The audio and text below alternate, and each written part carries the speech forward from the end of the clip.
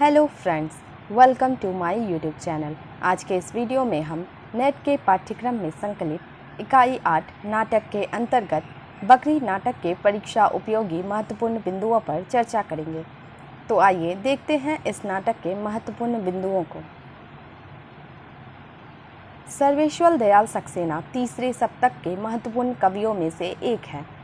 सर्वेश्वर दयाल सक्सेना अपने समय में अपने समकालीन लोगों के मध्य में सबसे साफ नज़रिए के आदमी थे।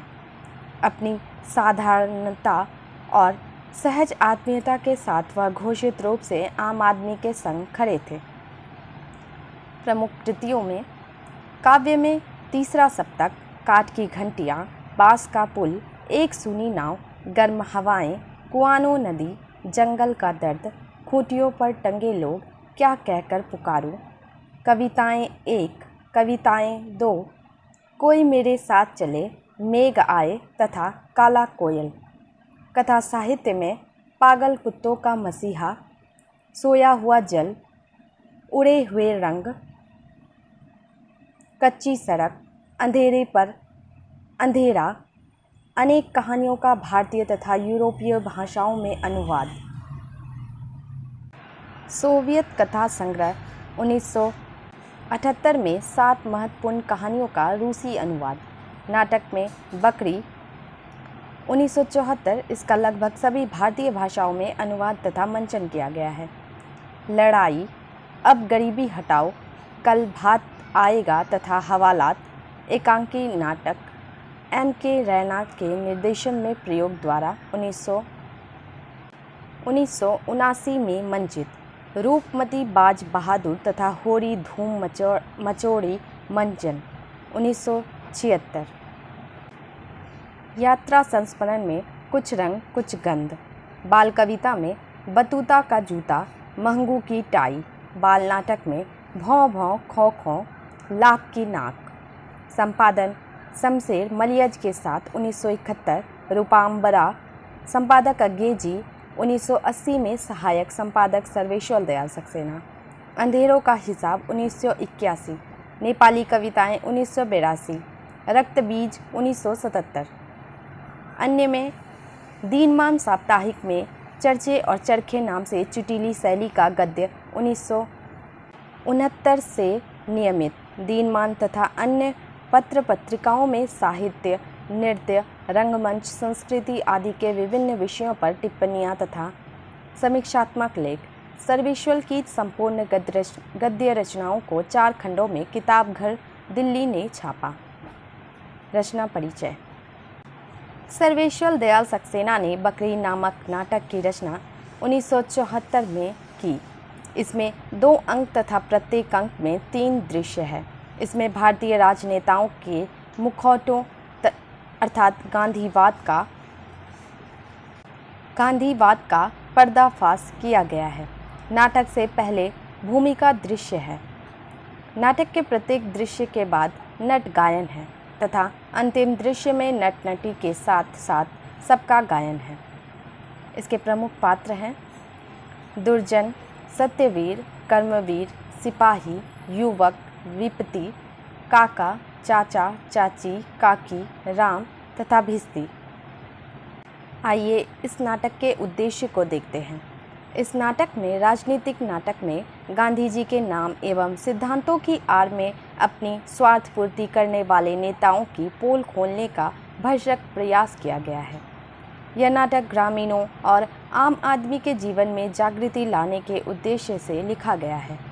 इस नाटक में जनवादी चेतना, राजनीतिक व्यंग, आम आदमी की व्यथा, भ्रष्टाचार और विसंगति का चित्रण है। यहाँ बकरी आम आदमी का प्रतीक है। नाटक के संबंध में सर्वेश्वर दयाल सक्सेना का कथन, यह नाटक हमारी स्वाधीनता की तलछट का चित्र है। वह तलछट जो समय बीतने के साथ गहरी होती गई है।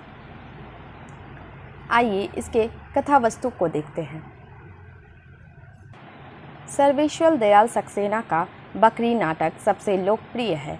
स्वतंत्र भारत की शिक्षित, धर्मभीरू, गरीब, भोली भाली जनता के मन में देव देवताओं के प्रति तथा भारत को आज़ादी प्रदान करने वाले गांधी, लोहिया जैसे महापुरुषों के प्रति होने वाली श्रद्धा का लाभ उठाकर उन पर कुछ समाज कंटक बड़ी चालाकी से अन्याय और अत्याचार करते हैं। लेखक इस नाटक द्वारा जनता को बुरी तरह पीटने वाले, लूटने वाले समकालीन स्वार्थी राजनेताओं की छिछली राजनीति का पर्दाफाश कर देते हैं। राजनेता अपने आप को सेवक मानकर जनता को बकरी बनाकर लूटते हैं। सर्वेश्वर ने बकरी नाटक के माध्यम से आम आदमी की शोषण कथा को बड़े साहस के साथ पाठकों के समक्ष प्रस्तुत किया है। बकरी नाटक की कथा वस्तु 2 अंकों में विभाजित है। प्रत्येक अंक में 3-3 दृश्य है। दृश्य समाप्ति के बाद नट नटी के गायन की योजना की गई है, जिसके माध्यम से असन्य स्थिति का गीत द्वारा विश्लेषण किया गया है। राजनेता गांववासियों की दयनीय स्थिति और उनकी मजबूरी का खुला दुरुपयोग करते हैं, उनकी गरीबी का नाजायज़ फ़ायदा उठाते हैं। यही बकरी नाटक की केंद्रीय व्यंजना है।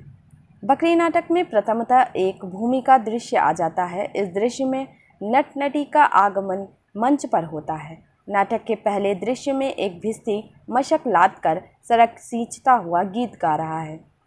मंच के कोने में 3 व्यक्ति डाकुओं के वेश में चुपचाप खड़े हैं।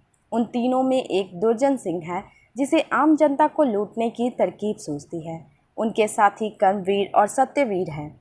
अपनी इस योजना में दुर्जन सिंह पुलिस सिपाही को शामिल कर लेता है। योजना के अनुसार सिपाही गांव के एक गरीब औरत की बकरी चुराता है। दुर्जन अपने साथियों से कहता है कि यह बकरी गांधी जी की है। बकरी को देवी मानकर उसकी आरती उतारते हैं। सोने की छत हो, चांदी के खंभे, जय जगदम्बे जय जगदम्बे। विपत्ति जब अपनी बकरी को ढूंढती हुई उन लोगों के पास चली आती है, तब सिपाही उसे धमकाता हुआ कहता है कि यह गांधी जी की बकरी है, तुम यहाँ से दफ़ा हो जाओ। इस बकरी को बिना खाना पीना दिए कमज़ोर कर डालने की साजिश पर भारत सुरक्षा कानून के तहत विपत्ति को जेल में बंद करने की बात सिपाही करता है। विपत्ति बार बार यह साबित करने का प्रयास करती है कि यह बकरी उसकी अपनी है। वह सिपाही को कहती है कि आप बड़े हैं हुजूर, आपको 1000 बकरी मिल जाएगी, हम गरीब का सहारा ना छीनो। इस पर सत्यवीर औरत को कहता है कि गरीबी के बारे में बकरी ने उसे बताया होगा। गरीबी केवल मन की होती है, गरीबी विचारों की होती है और वह दृष्टि की भी होती है। दुर्जन सिंह, सत्यवीर और कर्मवीर आदि तीनों समकालीन राजनेताओं के प्रतीक हैं। ये तीनों आम जनता को गुमराह करके बकरी पर सोना, चांदी, पैसा चढ़ाने के लिए कहते हैं। ऐसा करने से गांव में पड़ा हुआ सूखा या अकाल समाप्त होकर खेत लहलहाने लगेंगे, पानी जमीन फोड़कर बाहर निकलेगा और आपकी सारी मनोकामनाएं पूरी हो जाएगी। वे लोगों में अंधश्रद्धा फैलाने की कोशिश करते हैं। अगर यह बकरी इस औरत के पास रह गई तो कुआं भी सूख जाएगा, आग बरसेगी और इसके जिम्मेदार आप गांव वाले होंगे। इस बात पर लोग विपत्ति को बकरी न देकर सेवाग्राम में रखने का निर्णय लेते हैं। विपत्ति को सार्वजनिक संपत्ति हड़प करने के आरोप में दफ़ा XQ0 के अधीन 2 साल सख्त कैद की सज़ा देकर जेल में बंद कर देते हैं। यह स्वार्थी राजनेता अपने स्वार्थ एवं कल्याण के लिए अनेक संस्थाओं की स्थापना करते हैं, जैसे बकरी शांति प्रतिष्ठान, बकरी सेवा संघ, बकरी संस्था, बकरी मंडल आदि। एक युवक इन राजनेताओं को अच्छी तरह से जानता है। वह ग्रामीण लोगों के मन में स्वतंत्रता की चेतना जगाकर राजनेताओं की छिछली राजनीति का पर्दाफाश करता है।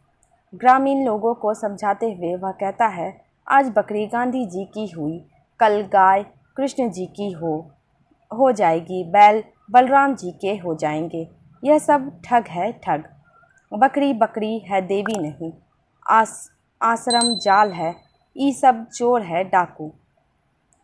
कर्मवीर बकरी के थन को चुनाव चिन्ह के रूप में लेकर चुनाव लड़ता है, तब युवक को इसका विरोध करना पड़ता है। कर्मवीर युवक को अपने पक्ष में वोट डालने के लिए धमकाता है। युवक के ना मानने पर उसे वोट की तोड़फोड़ करने के आरोप में जेल बंद किया जाता है। ग्रामीण लोगों को डरा धमकाकर बकरी का डर दिखाकर उनके वोट पाकर कर्मवीर चुनाव जीत जाता है। जीतने की खुशी में महाभोज का आयोजन करते हैं। युवक भोज के समय ही विपत्ति और गांव वालों को साथ ले जाता है। यहाँ दुर्जन सिंह, सत्यवीर और कर्मवीर तीनों को रंगे हाथ पकड़ लेते हैं। यहीं पर बकरी नाटक की कथा वस्तु समाप्त हो जाती है। नाटक दृश्य काव्य है। इसमें अभिनय और कथा वस्तु का गहरा संबंध स्थापित किया है। दोनों एक दूसरे पर निर्भर रहे हैं। बकरी नाटक की कथा वस्तु भूमिका दृश्य से शुरू हो जाती है। प्रारंभ में कार्य की रूपरेखा का संकेत प्राप्त होता है। क्रिया व्यापार को विकसित करने के लिए नाटककार ने संघर्षमय घटना की योजना की है। यहाँ पाठक या दर्शक को नाटक की प्रवृत्ति, समय, घटना स्थल आदि का परिचय प्राप्त होता है। नाटक के प्रथम अंक के पहले दृश्य से कार्य व्यापार का विकास प्रारंभ हो जाता है। नाटककार पाठक या दर्शक की जिज्ञासा बढ़ाने में सफल हो चुके हैं। दूसरे अंक के पहले दृश्य में कथा वस्तु चरम सीमा प्राप्त करती है। उसके उपरांत कहानी निर्णायक मोड़ लेती है और उस वक्त कथा वस्तु निगति में प्रवेश करती है। नाटक में सत असत दो शक्तियाँ होती है। वह शक्तियाँ ही जय पराजय का निर्णय करती है। असत पर विजय पाने के उद्देश्य से कथावस्तु के अंत में युवक, विपत्ति तथा ग्रामीण लोग दुर्जन और उनके गिरोह को रस्सी से बांध देते हैं। नाटक की अनेक घटनाएं एवं दृश्य रंगमंच पर बड़ी सहजता के साथ प्रस्तुत किए जा सकते हैं। कथानक अभिनय को बढ़ावा देता हुआ आगे बढ़ता है। अतः कहा जा सकता है कि लेखक ने नाटक की कथा वस्तु को अभिनय की दृष्टि से योग्य बनाया है। आइए देखते हैं इसकी महत्वपूर्ण पंक्तियों को। गांववासियों की दयनीय स्थिति और उनकी मजबूरी का राजनेता किस प्रकार दुरुपयोग कर रहे हैं, यह इस नाटक की केंद्रीय कथा वस्तु है। इस नाटक में 3 डाकू तथा एक सिपाही के साथ मिलकर गांव की एक गरीब औरत की बकरी हड़पने का प्रसंग है। दुर्जन सिंह, कर्मवीर और सत्यवीर गांव की भोली भाली जनता को लूटने की योजना बनाते हैं। गांव की गरीब विपत्ति की बकरी को गांधी जी की बकरी बतलाकर जनता को धर्म की आड़ में लूटते हैं। सत्ता और भ्रष्टाचार का खुला नाच होता है। भोली भाली जनता उनके बिछाए माया जाल में फंस कर रह जाती है। नाटक का आरंभ नट नटी के संवाद से होता है। नाटक में वंदना से ही भ्रष्ट राजनीति के दलदल को दिखाया गया है, जिससे आम आदमी छटपटाता हुआ दिखाई देता है। नटी: सदा भवानी दाहिने सन्मुख रहे गणेश, 5 देव रक्षा करे ब्रह्मा विष्णु महेश। अगली पंक्ति।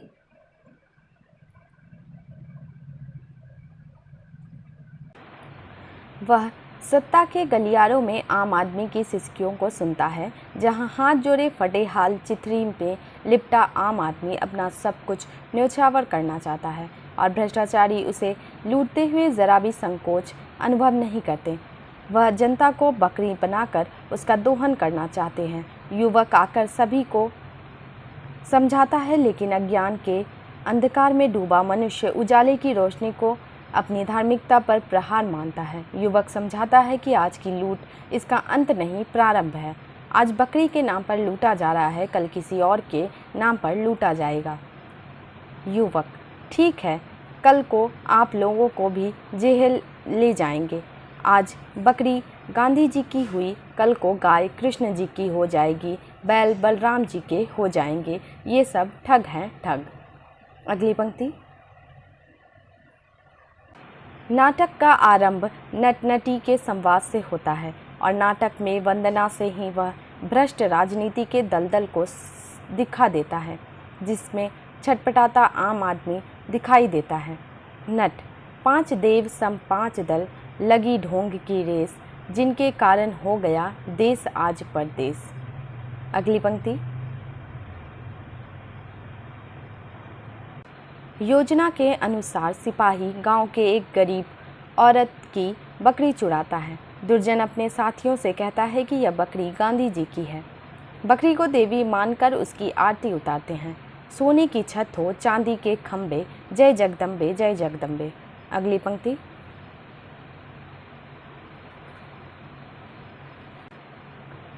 दुर्जन सिंह कर्मवीर और सत्यवीर गांव की भोली भाली जनता को लूटने की योजना बनाते हैं। गांव की गरीब भोली विपत्ति की बकरी को गांधी जी की बकरी बताकर जनता को धर्म की आड़ में लूटते हैं। सत्ता और भ्रष्टाचार का खुला नाच होता है। भोली भाली जनता उनके बिछाए माया जाल में फंसकर रह जाती है। दुर्जन, इस बकरी ने हमेशा दिया है, आपको आज़ादी दी, एकता दी, प्रेम दिया, आज भी बहुत कुछ देने को मुंतज़िर है, पर आप लेना भूल गए हैं क्योंकि आप देना भूल गए हैं। अगली पंक्ति। राजनीति की ओर यही संकेत किया है। बकरी की हत्या राजनीति में उन सिद्धांतों की हत्या है जिनके आधार पर आज़ादी मिली थी। जिस धूल से शहरों में मची रंगरेलियाँ, जिन छप्परों के बल पे खड़ी है हवेलियाँ, उस आदमी को आदमी वो मानते नहीं, जब काम निकल जाता है पहचानते नहीं। उसकी बीवाइयों से चला रेलगाड़ियाँ, उसके ही चित्रों से पहन सूट साड़ियाँ, उसके ही पेट पर जला के जश्न का चिराग, कहते समाजवाद है ओ देश जाग जाग। अगली पंक्ति।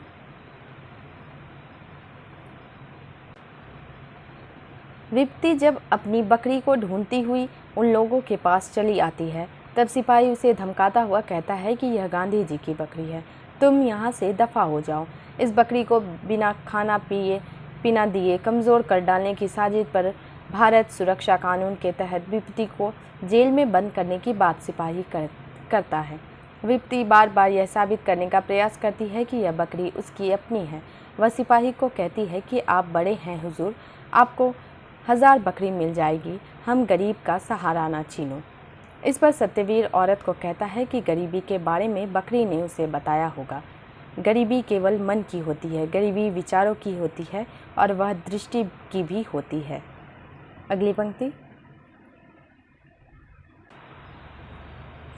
यही कारण है कभी मार्क्सवाद के नाम पर, कभी गांधीवाद के नाम पर, तो कभी समाजता के नाम पर देश में लूट मची है। और इस लूट में शामिल हर वो शख्स है जो केवल अपने स्वार्थ की रोटियां सेकना चाहता है। कर्मवीर, यह धरती एक चारागाह है जिसकी घास जितना ही रौंदो उतना ही पनपती है। हमें यकीन है कि हम आप सब मिलकर इस हरियाली को ख़त्म नहीं होने देंगे। अपने अपने चौपाए खुले छोड़ दीजिए, चढ़े मस्त रहें।